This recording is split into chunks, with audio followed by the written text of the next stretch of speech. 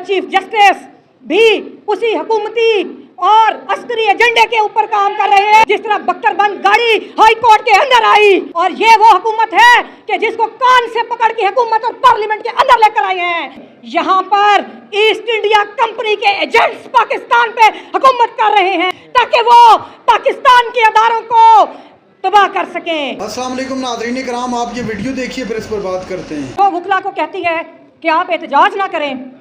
ये कौन सा चीफ जस्टिस है, जस्टिस घेबा, या ये कौन से चीफ जस्टिस है, जस्टिस कादी फाइज ईसा, जो हमें बताते हैं कि आपने एहतजाज कब करना है, कैसे करना है, अदालत के बाहर एहतजाज करना है या घरों में बैठ के करना है।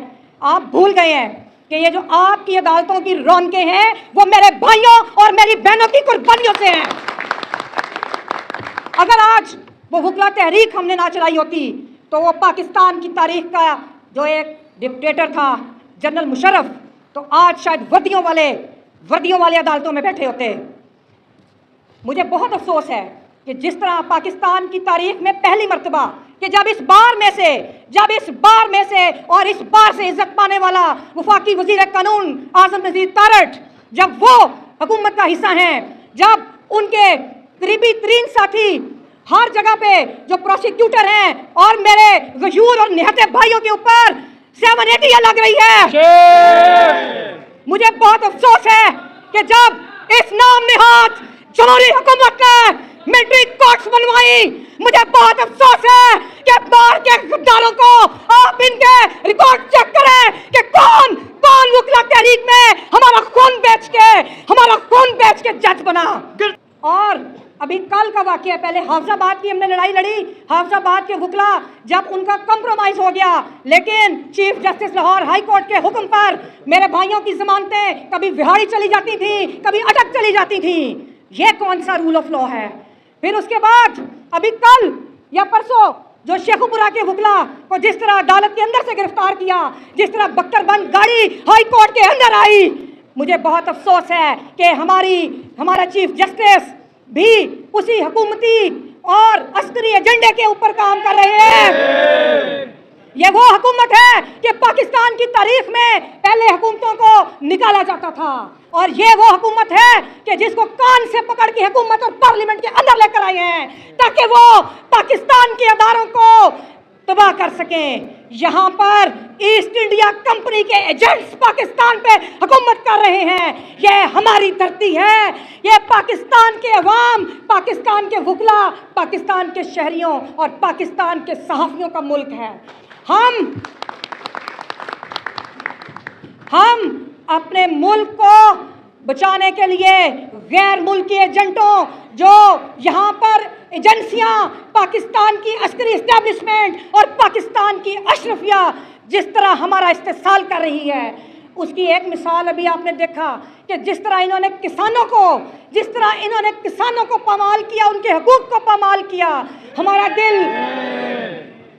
दिल खून के आंसू रोता है। ये मुल्क को तोड़ना चाहते हैं। जस्टिस फाइज ईसा, मेरा आपसे सवाल है कि क्यों आपने एक वज़ाती खत लिखा, क्यों आपने एक वज़ाती खत बरतानवी हाई कमीशन को लिखा कि जिसमें जब उन्होंने, आपको मैं थोड़ी बैकग्राउंड बता दूं कि अभी एक कॉन्फ्रेंस के अंदर उन्होंने ये इतराज़ किया, उन्होंने ये सवालात उठाए कि पाकिस्तान की जमहूरियत दागदार है और ये सुना जा रहा है कि इलेक्शंस में रिगिंग हुई, और उसके जवाब में बजाय हुकूमत जवाब देती, अगर या हमारे जो वज़ारत ख़ारजा, हमारे चीफ जस्टिस पाकिस्तान जस्टिस फाइज ईसा ने एक वज़ाती ख़त लिख के साथ अपने फैसलों की कॉपी लगाई और ये उधर भेजा कि जी हम तो बहुत अच्छे फैसले कर रहे हैं।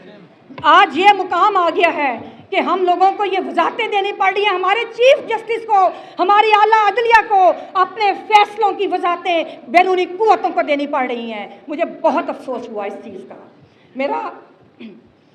वैसे तो बहुत सारी चीज़ें हैं, जस्टिस फाइज ईसा ने किस किस तरह इंसानी हकूक़ को पामाल किया, किस किस तरह इनके क्या क्या दौरे मयार थे, इनके अपने इंसाफ लेने के लिए जब ये आए अपनी अहलिया समेत तो फिर क्या कहते थे, और आज इनके कैसे दौरे मयार हैं। अभी आपने देखा, हम लाइव ट्रांसमिशंस, जी हम लाइव दिखाएंगे अपनी प्रोसीडिंग्स, तो फिर आप क्यों खौफजदा हो गए?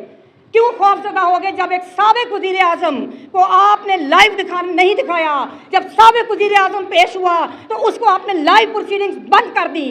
उसके बाद जब जो जजेस यहाँ पर इस्टेब्लिशमेंट के कसलेस हैं, जो जजेस बार को कमज़ोर कर रहे हैं, जो मेरे वकला की ताकत को तकसीम करना चाहते हैं, तो उनको तो आप उन हाथ मजबूत करते हैं। तो जब 6 जजेस ने ये लिखा high court bar Islamabad high court bar के, तो तमाम कुव्वतें वो खड़ी हो गई जो बार के अंदर भी गद्दार है और जो चाहते हैं कि आज़ाद जुडिशरी ना हो, क्योंकि उनको जब फैसले अपनी मर्जी के लेने पड़ते हैं, जब इंसाफ का व्यापार करना होता है, जब उन्होंने ठेकेदारी पे केसेस करने होते हैं, तो उनको करप्ट जजेस चाहिए होते हैं। मैं चैलेंज करती हूँ, आप मैं बार के अपने भाइयों को कहूँगी कि आप बस कर दें, ऐसे लोगों को, ऐसे गद्दारों को अपनी सफ़ों में पहचान लें कि जब इलेक्शंस आते हैं तो वो आपके साथ आ जाते हैं, बाकी पूरा साल 11 महीने वो आपके मुफादात का सौदा करते हैं। निकलवा लें यहाँ से आप रिकॉर्ड, हाई कोर्ट से निकलवाएं, सुप्रीम जुडिशल काउंसिल से निकलवाएं कि किसका एफिडेविट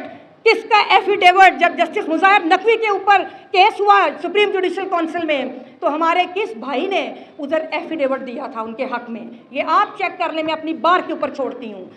बार का लीडर वो होगा जो बार के साथ खड़ा होगा, बार का लीडर वो नहीं होगा। अभी ये सदर साहब आपको बताएंगे कि पिछले साल जब मैं वाइस प्रेसिडेंट थी और हम चूंकि खुफिया आमरियत और मिलिट्री कोर्ट्स के खिलाफ लड़ रहे थे, तो इन्होंने PDM 1 ने हमारी बार के फंड्स बंद कर दिए। वही कंटिन्यूटी है कि वही कंटिन्यूटी जिसमें हमारे जो मुलाजमीन जिन्होंने सारी ज़िंदगी आपकी बार को दी है, उनको तनख्वाहें देने के पैसे नहीं हैं। तो ये सारा कुछ जो है हमारे भाई, हमारा वो फैमिली, हमारे बाहर के जो साथी हमारे लिए काम करते हैं इधर, ये सिर्फ बार को कमज़ोर करने की साजिश है। और मैं आखिर में ये बात करूँगी कि जस्टिस घेबा और ये पंजाब हुकूमत, पंजाब और वफाकी हुकूमत, कि जिस तरह इन्होंने वकला के ख़िलाफ़ जो कार्रवाइयाँ की, जिस तरह हमें इन्होंने हमारे ऊपर शेलिंग की, हमारे ऊपर ये बाहर हमें जो तशद्दुद किया, तो मैं एक बात इनको बता दूँ कि कौन सी सियासी जमात है कि जो माल रोड पे आके नहीं खड़ी हुई और जिनकी ढाल वकला नहीं बने। हम कौन सी सियासी जमात है जिसने एहतजाज नहीं किया? लेकिन जब ये हुकूमतों में आते हैं तो इनके अंदर से सारे असूल और सारी इज्जत ख़त्म हो जाती है और ये फिर अपने मोशनों के ऊपर इन्होंने शब खून मारा। और आखिर में ये मैं एक आखिरी नारे के साथ जो यहाँ पर बात होती है कि उससे पहले मैं ये एक डिमांड करूंगी और इसको हिस्सा बनाए एजेंडे का। पिछली दफ़ा भी डिमांड हुई थी लेकिन ये मौजूद नहीं था कि वफाकी वज़ीर जिनकी खिलाफ पटिशन पेंडिंग है पाकिस्तान बार कौंसिल की मेंबर होने की हैसियत से, वो भी 4 साल से परवेज़ इनायत मलिक साहब की पेंडिंग है, उसका भी फैसला नहीं हुआ और वो इस्तीफ़ा दें। वो हम उनके इस्तीफ़े का मुतालबा करते हैं और जिस तरह उन्होंने वकला के ऊपर तशद्दुद करवाया और जिस तरह वो उस हुकूमत का हिस्सा हैं। और आखिर में ये जो नारा लगवाते हैं इधर कि जजेस का जो यार है। नाज़रीन कराम, आपने वीडियो देखी राबिया बाजवा की इंतहाई जज्बाती अंदाज में तकरीर, काजी फाइज ईसा और इदारों पर खुलकर बात की। नाज़रीन कराम, आप जानते हैं कि राबिया बाजवा कितनी मशहूर है इस हवाले से कि वो बड़ी शोलांगेज़ किस्म की तकरीर करती हैं। तो आज वकला से उन्होंने तकरीर करते हुए कहा कि इस मुल्क में ज़रूरी है कि आइन और कानून की बालादस्ती हो। तमाम लोगों को ज़रूरी है इस बात पर लाना कि कानून के मुताबिक चले, न कि मुल्क के अंदर आए रोज़ लोगों को गिरफ़्तार करना, लोगों की मंशा के ख़िलाफ़ जाकर फ़ैसले देना। तो ये वाला निज़ाम इस मुल्क के अंदर नहीं चल सकता। नाज़रीन कराम, इतनी शदीद किस्म की तकरीर थी राबिया बाजवा की, मेरे ख़्याल से ये सदियों याद रखी जाएगी। ये उनकी इतनी मशहूर और ख़ास तकरीर राबिया बाजवा की। नाज़रीन कराम, ये थी आज की हमारी वीडियो। चैनल पर जो नए चैनल को सब्सक्राइब करने, अगली वीडियो तक अल्लाह हाफ़िज़।